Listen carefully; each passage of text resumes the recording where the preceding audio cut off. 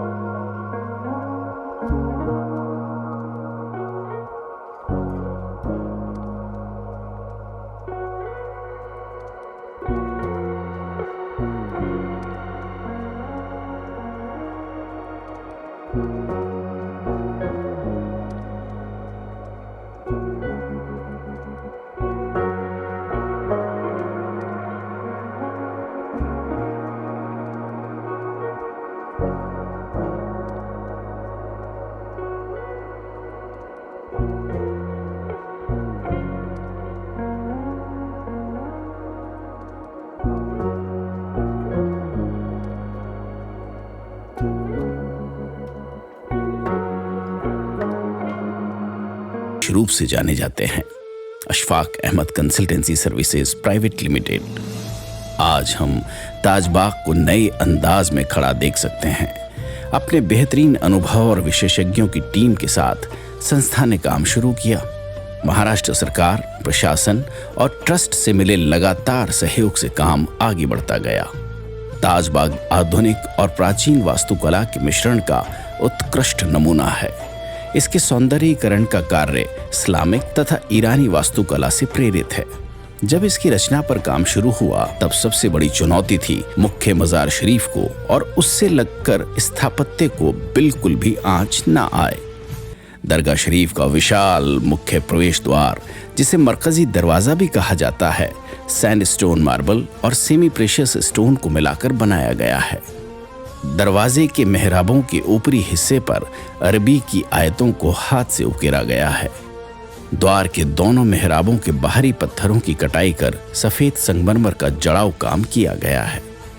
दरगाह परिसर में लगे सफेद संगमरमर को हाथों से तराश कर उस पर वर्गाकार डिजाइन्स में कुशलता से बहुमूल्य रत्नों की कलमकारी की गई है। ताजबाग दरगाह की इमारत में संगमरमर के जो पिलर्स खड़े किए गए हैं, उसमें सीमेंट कंक्रीट का नहीं के बराबर इस्तेमाल करते हुए विशेष इंटरलॉकिंग तकनीक से जोड़ा गया है, जिससे इसका वजन मजबूत बलुआ पत्थर से बनी बुनियाद पर ट्रांसफर होकर इसे मजबूती मिलती है। ऊपरी संगमरमर के गोलाकार और अष्टकोणीय स्तंभों को टंग एंड ग्रूव जॉइंट्स तकनीक से जोड़ा गया है। सीएनसी मशीन की सहायता से काट कर बनाई गई संगमरमर की जालियों को पीतल की प्लेटों की सहायता से स्तंभों पर लटकाया गया है। पुराने कॉलम्स के मुख्य स्ट्रक्चर को छेड़े बिना इसकी छत को कॉफर स्लैब पैटर्न में बनाया गया है, जो कि प्रबलित कंक्रीट से बना एक कंक्रीट स्लैब होता है। छत के अंदरूनी भाग को भी सफेद संगमरमर और रत्नों से अलंकृत किया गया है। दरगाह शरीफ का मुख्य गुंबद पुराना ही था, उसी की तर्ज पर बाकी के 5 गुंबद बनाए गए हैं। मुख्य दरगाह के अलावा भी इस परिसर में कई कुशल कारीगरी के नमूने देखे जा सकते हैं, जैसे सिंगल स्टोन के बनाए गए जालीदार लैंप पोस्ट, हौज की तरह बनाया गया वजू खाना, ग्रेनाइट से बनाए गए पाथवेज और दूधिया कुएं पर लगा विशाल डोम भी शामिल है।